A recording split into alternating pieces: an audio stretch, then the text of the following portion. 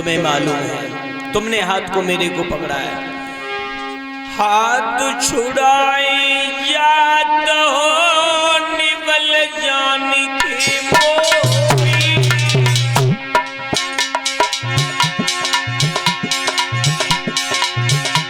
ले चलियो संगली बाई की मर्द कहूंगी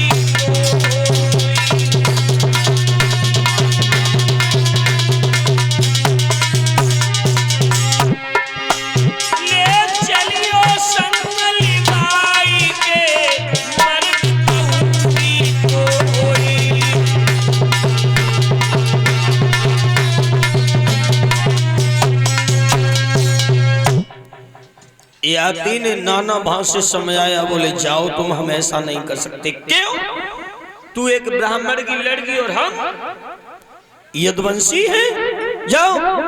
लौट के गई देवयानी ने जाकर के अपने पिता से कहा, समय इतना है नहीं महाराज। याती चले गए, शुक्राचार्य को पता चला तो शुक्राचार्य ने शर्मिष्ठा के पिता बृहस्पति का राज्य छोड़ने चले। जब छोड़ के चले तो बृहस्पति ने पूछा, गुरुजी हमें छोड़ करके कहां जा रहे हो? कहा कि तेरी बेटी ने हमें भिखमंगा बताया है, इसलिए हम तेरे राज्य में रहना नहीं चाहते। कहा कि कोई बात नहीं, हम अपनी बेटी को सजा देंगे, दंड देंगे, समझा देंगे, लेकिन आप हमारे राज्य में से न जाओ। तो उसी समय इधर शुक्राचार्य ने याती से शादी के लिए कह दिया। तो याती महाराज बारात लेकर के आए तो शुक्राचार्य ब्राह्मण ने अपनी बेटी देवयानी की शादी यादव कुल में नहुस महाराज के बेटा याती के साथ में की। लेकिन एक बात और बता रहा हूं, इतना अब थोड़ा समय नहीं है तो मैं विस्तार नहीं करते हुए सूक्ष्म रूप से थोड़ा सा तुम्हें समझा रहा हूं। इधर शुक्राचार्य ने जब विदा की अपनी बेटी देवयानी की, तो महेश जी एक बात कही,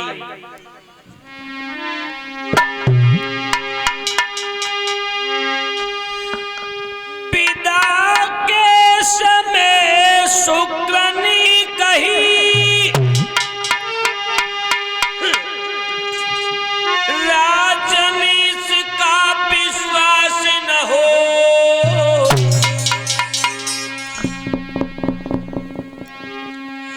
पत्नी व्रत पे कायम रहियो, दासी संग भोग विलासन हो।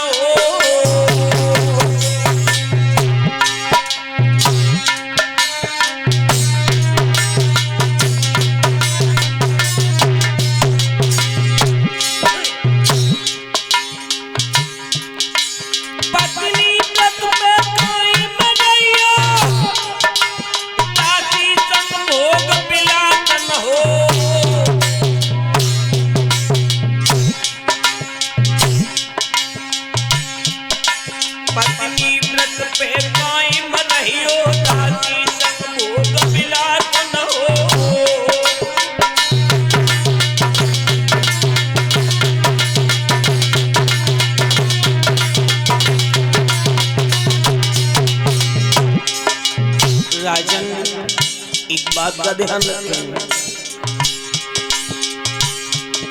दासी को नारी समझ करके महाराज अगर अपनाओगे, महाराज आती है ध्यान रहे, कर्मों का तुम फल पाओगे।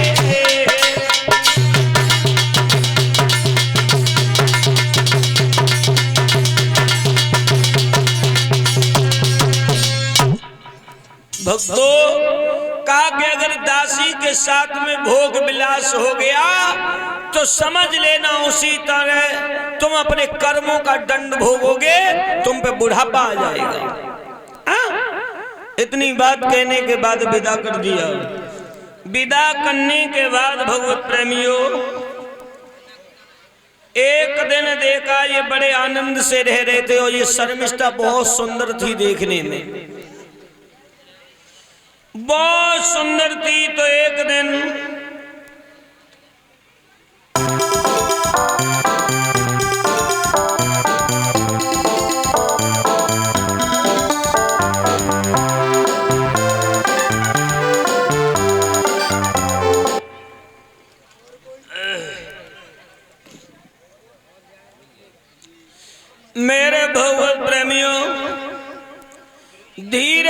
धीरे धीरे धीरे उधर एक दिन शर्मिष्ठा अड्डा पे खड़ी केसों को सुखा रही थी। शर्मिष्ठा ने इशारा दे करके बुला लिया और कहा कि महाराज एक बात बता, तुम कमऊ हमारे घर में ना आवत हो, जब बताओ जब विवाह होता है तो दहेज में जो सामान मिलता है उस पे अधिकार किसका होता है? बोले दूल्हा का होता है। तो हमऊ तो महाराज दहेज के रूप में आई, अब हम पे अधिकार किनको है? बोलो हमारो ही है। तो बात में फांस लिया, यहाँ तक हुआ कि उस शर्मिष्ठा के साथ में उन्होंने भोग विलास किया। तो परीक्षित महाराज उन शुक्राचार्य ब्राह्मण का वो वरदान झूठा नहीं हुआ, तुरंत उन पे बुढ़ापा आ गया। बुढ़ापा आने के बाद कुछ दिन तक वो बुढ़ापे में रहे, फिर अपने बेटा पुरु की जवानी को लेकर के उन्होंने आनंद भोगा है। आनंद भोगने के बाद पुत्र की जवानी पुत्र को वापस दे दी, अपने पे बुढ़ापा ले लिया और वो तपस्या के लिए उन्होंने भगवान का भजन किया। और इधर समय व्यतीत होने के बाद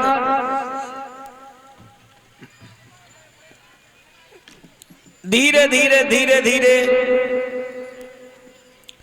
यदु की 55वीं पीढ़ी पर नंद और वसुदेव जो हुए थे, आगे वंशज इनका बढ़ता चला गया था। और इधर में जो मैंने बताया था कि देवयानी और जो शर्मिष्ठा थी, इन्हीं के आंगन में पुत्र भी पैदा हुए थे। देवयानी के 2 पुत्र हुए थे, यदु और तुर्वसु, और शर्मिष्ठा के 3 पुत्र, दुरु, अनु, पुरु। इधर आगे चल करके जब इन्हें राज्य में बांटा गया, बांटने के बाद में फिर महाराज उग्रसेन हुए। उन उग्रसेन की पत्नी का नाम पवन रेखा। पवन रेखा बड़ी सुंदर थी। एक दिन पवन रेखा ने पिया से कहा कि पिया, हमारे उधर से किसी संतान का जन्म नहीं हुआ, तो हमारी इच्छा भी है कि हम बगीचे